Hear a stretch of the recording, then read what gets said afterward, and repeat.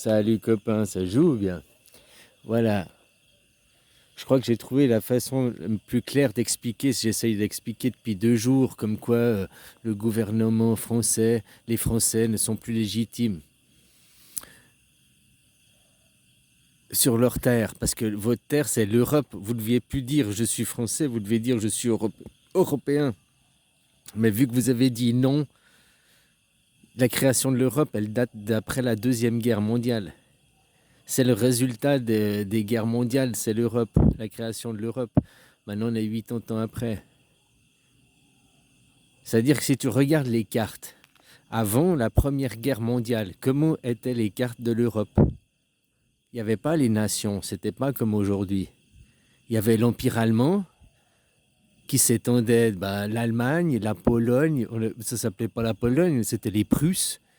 Ils étaient attachés à l'Empire allemand face à l'Empire russe. En dessous, il y avait l'Empire austro-hongrois. La Hongrie, c'était pas.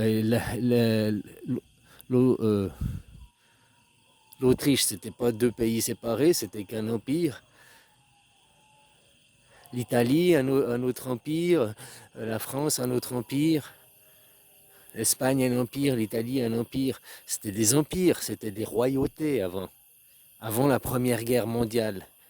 Et il n'y avait que des tensions et des conflits et tout. La Première Guerre mondiale,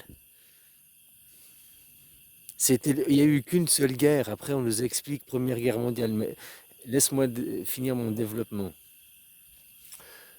En sortie de Deuxième Guerre mondiale, c'était le début des nations dites démocrates, de la démocratie. Avant, c'était les empires, c'était des rois. Tu comprends? C'était des empires, c'était pas des démocraties avant. Avant la Première Guerre mondiale et en sortie de Deuxième Guerre mondiale, c'était des démocraties, des nations démocratiques. Entre les deux guerres, partout en Europe, ça a été l'armée qui a pris le contrôle. En Italie, il y a eu Mussolini, tonton Adolphe. Partout, c'est les armées, ça a été le fascisme, la montée du fascisme, un peu partout. Bien ou mal, je ne sais pas.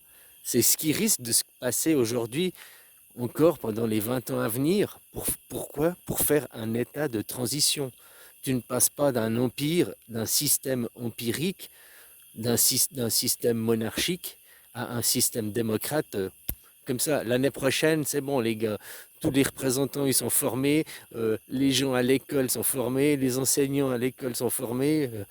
Tu vois ce que je veux dire? Tu passes pas d'un système à l'autre comme ça quoi. Donc le temps de passer d'un système à l'autre, il a fallu mettre au pouvoir, comme ici c'est en Thaïlande. En Thaïlande, là maintenant c'est l'armée qui est au pouvoir. Parce qu'ils forment les gens. Parce qu'ils sont dans un état de transition entre deux. Voilà, c'était la même chose. Les 20 ans entre les deux guerres mondiales, dans toute l'Europe, c'était transition avant le monde des empires pour arriver dans le monde des démocraties. Mais tu vois que la France ou les États-Unis, c'est pas encore des démocraties. Oh, tu comprends ce que je veux dire? Il n'y a pas de démocratie directe. Le seul pays qui a la démocratie directe, c'est la Suisse. C'était un test en même temps. À l'école, les enfants, les nouvelles générations, depuis 1948, après la guerre, tous les boomers ont été formés pour avoir la capacité de discernement aussi, de comprendre les tenants et aboutissements d'un minimum de politique pour pouvoir voter en âme et conscience, on va dire. Maintenant, on voit que 80 ans après, la Suisse, le système politique suisse se porte mieux que le système politique français ou le système politique américain. Il y a eu plusieurs systèmes, le système démocratique représentatif, le système démocratique communiste, hein, le système capitaliste. On voit quel système marche le mieux, quoi. Maintenant, 80 ans après, la démocratie directe, c'est ce qui marche le mieux. On voit que les gens en Suisse sont capables de voter.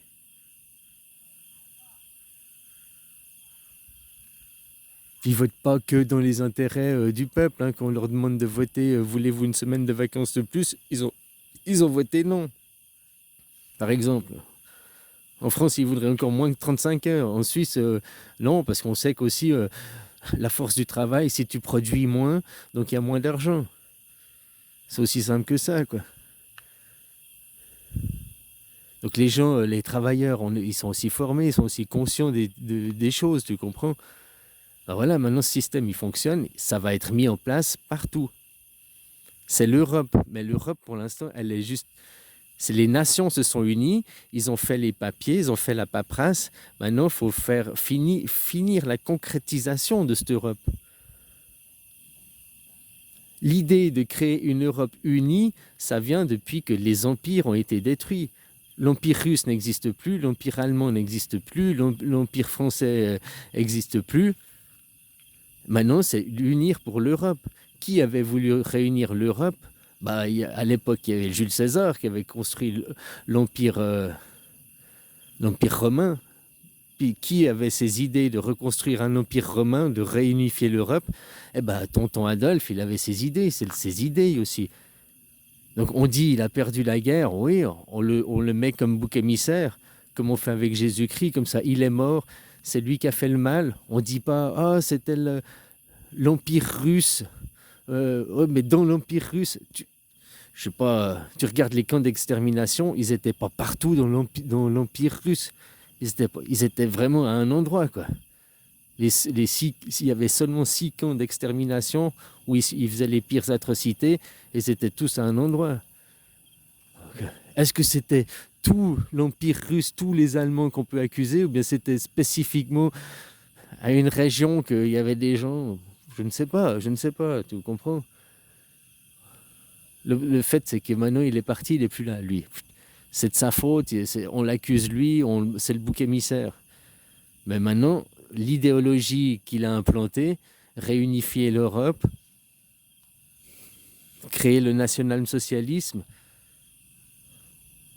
sortir des empires. Les empires, avant, c'est quoi? Les empires, ils fonctionnent de quelle manière? Les empires, ils ne fonctionnent pas de manière démocratique. Ils ne fonctionnent pas avec le national-socialisme. Les empires, ils fonctionnent de manière despotique ou bien de manière communiste. Tu comprends? Un roi, une royauté avant. Oui, il y avait le roi, c'est le monarchisme. Ouais, mais c'est le communisme et le monarchisme, c'est la même chose. La seule différence, c'est que le roi, il y a un roi, c'est la faute du roi. Puis le communisme, c'est une classe élitiste. Mais les deux systèmes fonctionnent la même chose.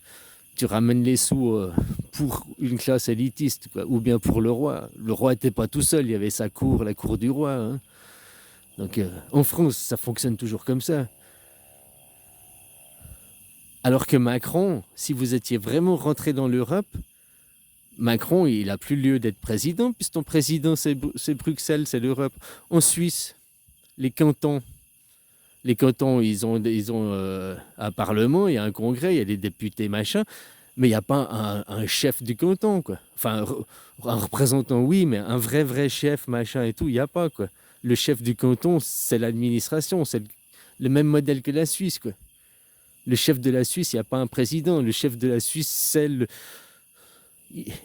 Il est pas physique, le chef de la Suisse, puisque c'est le peuple, c'est tout le monde. C'est-à-dire que vous, le chef des Français, c'est un président. C'est un système suprémaciste. La Suisse fait que le système n'est pas suprémaciste et il est anarchique parce qu'on ne met pas de représentants, justement. Du fait qu'il n'y a pas de représentants, le représentant, bah, c'est la Constitution, c'est le code de loi, quoi. C'est le modèle, c'est l'idée qu'il représente. C'est un modèle fictif.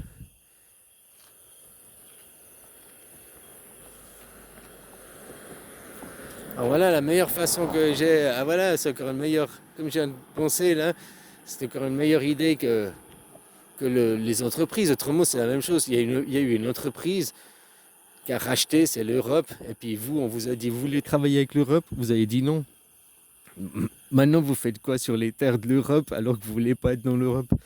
Vous êtes plus légitime dessus. Ben, aux Français, on ne vous a pas expliqué le référendum, tous les tenants aboutissants. Que vous ayez voté oui ou non, de toute façon, c'était la même chose. Vous rentriez dans l'Europe, la même chose, le oui et le non. Après, c'était pour vous. Voulez-vous travailler pour le nouveau employé ou pas? Bah, vous avez dit non, puis du coup, ça fait de vous des squatteurs sur les Français sont des squatteurs en France. C'est une parabole, c'est une image, quoi. Mais c'est vrai, quoi.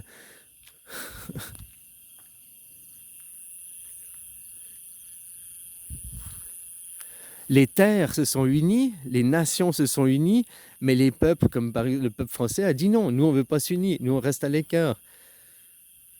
Tu comprends ce que je veux dire? C'est pas possible, quoi. Mais on vous a pas expliqué les choses clairement, les choses n'ont pas été expliquées clairement. De faire de cette idée de détruire les empires, c'est le modèle suisse. 1848, la Suisse, avant, la Suisse, c'est une mini-Europe, quoi. Il y avait les 26 cantons, c'était la guerre, il y avait des tiraillements. Enfin, ils n'étaient pas 26, il y avait que 23, bon, si je me rappelle, ou 19, ou je sais plus, quoi. Bref, ils s'entre-déchiraient et tout, parce que chaque canton voulait être le chef, ou voulait être meilleur, machin et tout. Il n'y avait pas une cohésion entre cantons, quoi. C'est ça qui a été après de créer l'État fédéral. Avant, c'était pas un État fédéral, et c'était, comment ils appelaient, comment c'était, euh, les États confédérés. C'était les États confédérés, comme c'est l'Europe aujourd'hui. C'est les États qui se fédèrent, les États qui sont confédérés. Mais les peuples ne sont pas unis. Maintenant, c'est ce qu'il faut passer en Europe, faire un État, une Europe fédérale. Donc, comme c'est passé en Suisse, unir les gens. C'est pas la France, c'est pas l'Europe, c'est pas. Non, il n'y a plus de président. Ça veut dire qu'il n'y a plus de président, il n'y a plus de parlement comme il est. Vous devenez des cantons, vous n'êtes plus des nations. De toute façon, vous êtes déjà plus des nations. Au point de vue administratif, c'est déjà fait. Vous appartenez déjà à l'Europe. Maintenant que les gens prennent conscience.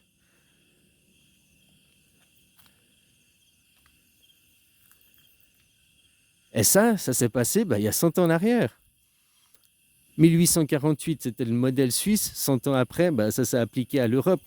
La création de l'Europe, c'est le réplica de ce qui s'est passé en Suisse. Ça a fonctionné, hop, on réplique. Maintenant, qu'est-ce qui s'est passé en Suisse? Nous, on était en démocratie directe. 80 ans, ça fonctionne. Le pays, il n'a pas sombré, il n'a pas coulé. Au contraire, l'économie, elle se porte bien, c'est florissant. Les gens, ils ne sont pas stupides quand ils votent quand même des bons choix. Donc, voilà, quoi. Ça marche, la démocratie directe. Maintenant, c'est ce qui va être appliqué chez vous pour destituer le roi, le président. Donc, ça fait qu'après, Macron, tout ça, c'est même pas démission, c'est que il est renvoyé. Il y a plus, son poste de travail n'est plus légitime, vu que le président, c'est le souverain, c'est l'Europe, mais l'Europe, c'est le citoyen souverain. Après, il n'y a plus de président, il n'y a plus de président. Le président, c'est toi. C'est toi, chaque citoyen est le président, chaque citoyen est le roi. Aujourd'hui, vous n'êtes pas vous n'êtes pas considérés comme des rois. En Suisse, on est considérés comme des rois, des citoyens souverains. Pour de vrai, puisque on vote. Bon, bref, voilà, quoi. C'est quelque chose que ça ne dépend pas de nous, ça ne s'est pas passé maintenant. L'Europe, elle s'est construite petit à petit. Ça a commencé en 1948. Il y a eu plusieurs étapes. Les 3 dernières grandes étapes, je ne sais plus lesquelles, le traité de Maastricht, traité de... Je ne sais plus les noms, quoi. Hein? Traité de Rome, après, voilà. Hein? Ou en 2004, le traité de Rome, c'était voilà, c'est en gros les grandes étapes. Fini sur la paperasse. Maintenant, il faut que les gens... adhérer les gens. Mais adhérer les gens, ton président, il ne veut pas. C'est pour ça qu'ils vous ont niqué pour le référendum. Ils vous ont trompé sur les mots. Parce que si vous entrez dans l'Europe, il y avait 20 ans en arrière, vous auriez déjà plus de président depuis 20 ans. En Italie, partout. Mais tu comprends, c'est les anciens empires, c'est les anciens du système d'il y a 100 ans en arrière, les anciens du système empirique, hiérarchique, qui veulent pas crever, qui veulent non, non. Parce que dans un système empirique, ceux à la tête de l'empire, dans un système communiste, ceux à la tête de l'État, là, les oligarques à la tête de l'État, ceux à la tête de l'empire, ils travaillent pas, ils sont payés pour rien foutre. Comme aujourd'hui, les Mélenchon, tout est politique aujourd'hui, ils sont payés pour rien foutre. Toute cette classe politique, elle n'existe plus après. Il y aura toujours des politiques, machin et tout, mais pour veiller au bon grain, pas pour foutre la merde dans le pays. Parce que leur intérêt de foutre la merde et de rendre le pays ingouvernable. Tu comprends où est leur intérêt?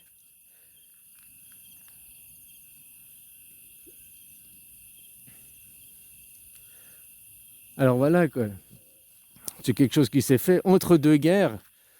On nous dit première guerre, deuxième guerre, mais au fait, c'était, si tu regardes les 20 ans qu'il y a eu entre les deux guerres, c'était partout la montée des armées, le fascisme, bien ou mal, je ne sais pas, c'est l'armée qui a repris le contrôle des nations pour passer d'un paradigme qui était les empires à un autre paradigme. Maintenant, si les gens ne sont pas raisonnables, il va de nouveau avoir les armées qui vont reprendre le contrôle pour imposer la démocratie directe. Si vos présidents, si les anciens, les empires ne veulent pas lâcher, ils continuent à mentir, ils continuent à dilapider le pays, à tout vendre. Il y a certains pays qui sont beaucoup plus coopératifs que les Français. Il y a certains pays qui suivent. Tu comprends?